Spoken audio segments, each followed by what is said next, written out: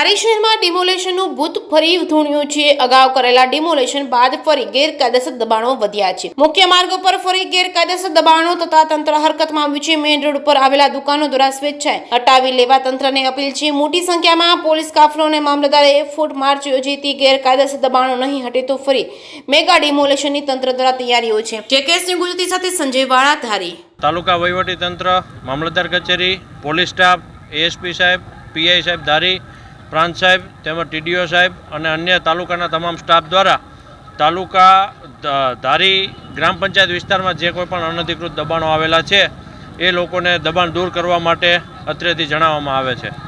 તો sir CM સાહેબ આવી રહ્યા છે એના માટે છે કે કાયમી ધોરણે? ના, રેગ્યુલર જે દબાણ તો હતા જ તે પહેલેથી, અને આની પહેલાં પણ નોટિસ આપેલી છે।